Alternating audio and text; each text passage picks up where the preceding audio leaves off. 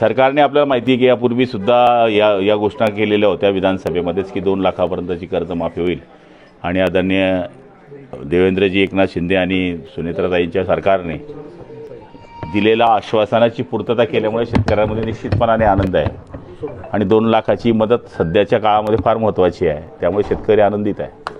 एक राष्ट्रवादीतला अंतर्गत कलह समोर आल्याचं पाहायला मिळत आहे. प्रदेशाध्यक्ष म्हणून सुनील तटकरे यांचं नाव तर कार्यकारी अध्यक्ष म्हणून प्रफुल्ल पटेल यांचं नाव वगळण्यात आलं आहे पत्रिकेवरून. हे बघा, हा त्यांच्या पक्षाचा अंतर्गत विषय आहे आणि त्यांच्या सर्व सुनेत्राताई पवार हा त्यांचा पक्षाचा निर्णय घेतील, त्याच्यामध्ये आपण बोलणं उचित होणार नाही. त्यांच्यातल्या कलह संदर्भात आता पार्थ पवार जे आहेत अजितदादांचे चिरंजीव जे आहेत पार्थ पवार, त्यांच्या संदर्भात शरद पवारांकडे तक्रार झालेली आहे.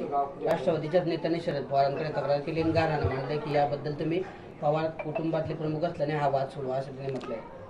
म्हणूनच मी म्हणतोय की पवारांमध्ये बोलणं उचित नाही आहे. पवार आहेत,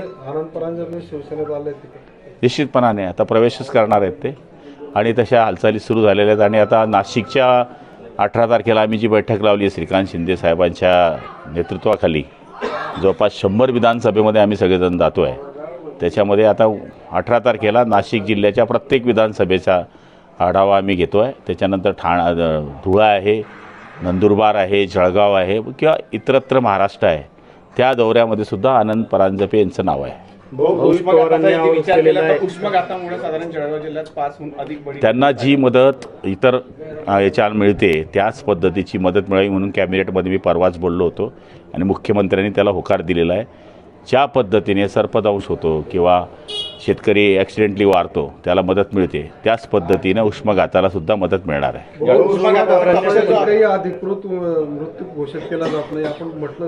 हे बघा, PM आणि त्यांनी मला तरी असं वाटतं की ह्या गोष्टी करून घेणं गरजेचं आहे की शेवटी मेडिकल रिपोर्ट शिवाय सुद्धा आपण कसं म्हणणार की हा कसा वारला आहे. त्यामुळे उष्माघाताचा त्यांनी जर रिपोर्ट केला तर 100% शासन त्याला मदत करणार. रोहित पवारांनी दावा केलेला आहे की राष्ट्रवादी अजित पवार गटाचे आणि शिंदे सेनेचे काही आमदार हे भाजपकडून लढतील.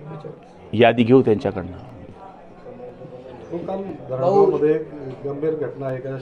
कालच मी SPशी बोललो. आल्याच मी मुंबईला होतो. आले त्याला कालच्या काल पोलीस कोठडी करायला लावली आहे आणि हे प्रकरण जवळपास 1-1.5 महिन्यापासून त्याचं सुरू होतं. मुलगी फार म्हणजे सुन्न होती. ज्यावेळेस ती मावशीकडे गेली त्यावेळेस मावशीकडे गेल्यानंतर ती खात नव्हती, नीट बोलत नव्हती. हे प्राथमिक लक्षात आल्यानंतर मावशीने तिला सामावून विचारल्यामुळे ह्या गोष्टी बाहेर आलेल्या आहेत.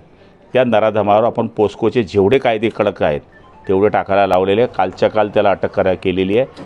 गुन्हा नंतर दाखल केला, पण पहिले त्याला आपण पंचायत समितीमध्ये उचलून पोलिसांना सांगून त्याला अटक केलेली आहे. ट्रीटमेंट दिल्याचा आरोप होतोय.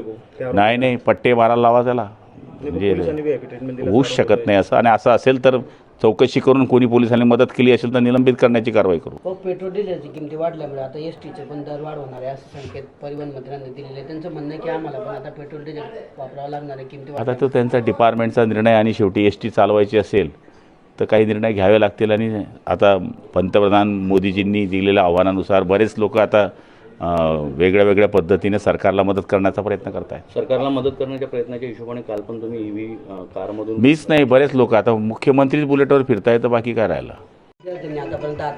पण आता नीटच्या बाबतीमध्ये नवीन धोरण केंद्र सरकारने कालच जाहीर केलेलं आहे आणि त्या पद्धतीने तुम्हाला माहिती आहे की नीटच्या त्या धोरणानुसार आता परीक्षा होणार आहे. पेट्रोल आणि डिझेलच्या दरवाढीमुळे सर्वसामान्यांना मागे होणारच आहे ना. आता बघा ना, आता इतर राज्यामध्ये 50%, 25%, 15% वाढ झाली, आपल्या देशामध्ये 3.5% वाढ झाल्याचं आता कालच मी आपल्या चॅनलकडनंच ऐकलेलं आहे. त्यामुळे वाढ झालेली आहे. शेतकऱ्यांना त्रास होणार आहे, लोकांना त्रास होणार आहे, पण ती फक्त महाराष्ट्रापुरती नाही आहे, जगापुरती आहे. अंमळनेरमध्ये याच ठिकाणी उष्माघाताचे बळी गेले, मात्र त्या ठिकाणी सुविधा कुठल्याही नाही. दवाखान्यामध्ये अक्षरशः गाणीचं साम्राज्य आहे. हे बघा, आताच तुम्हाला काय सांगतो, आताच मिटिंग आहे. त्या मिटिंगमध्ये तुम्ही दिलेल्या या सूचना मी लगेच तुम्ही लक्ष देईल मांडल्या. तडाखा वाढलेला आहे, बाष्पीभवन मोठ्या प्रमाणात वाढलेला आहे. जळगाव जिल्ह्याचा विचार केला तर 850 लिटर दररोजचं बाष्पीभवन होत आहे. आगामी काळात पाण्याची काही टंचाई निर्माण. हे बघा, फक्त 7 टँकर सुरू आहे, म्हणजे फार अभिमानाची बाब नाही आहे. पण मागच्या वेळेसपेक्षा जर आपण आता तुलना केली तर 47 विहिरी अधिग्रहित आहे. आपण मागच्या तुलना केल्या आणि आताच्या तुलना केल्या तर जळगाव जिल्ह्यात मी म्हणणारी पण तरी बरी परिस्थिती आहे. आता गिरण्याचं आवर्तन सोडलं होतं, त्याच्यामुळे गिरण्याच्या लगतच्या गावांचा पाण्याचा प्रश्न जवळपास महिन्याकरता सुटलेला आहे. काल अंजनीचं पाणी आपण सोडलेलं आहे. त्यामुळे जिथे जिथे आपल्याला हे करता येईल, पण तरीसुद्धा लोकांना आव्हान आहे की पाणी जपून वापरा. अल निनोचा प्रॉब्लेम आहे, त्यामुळे लोकांनी ही मदत करणं अत्यावश्यक गरजेचं आहे. राज्यात पाणी कपाती होऊ शकते का आगामी काळात? हे बघा, आपण ऑलरेडी डिपार्टमेंट थ्रू सूचना केलेल्या आहे. सरपंच महोदयाने विनंती केलेली आहे, ग्रामसेवकांना आपण सूचना केलेल्या आहे की जिथे दररोज पाणी देत आहे तिथे 1 दिवसाच्या आड द्या, जिथे 2 दिवसात देत आहे तिथे 3 दिवसात द्या, जेणेकरून साठा तोच वाचवण्याचा प्रयत्न होईल.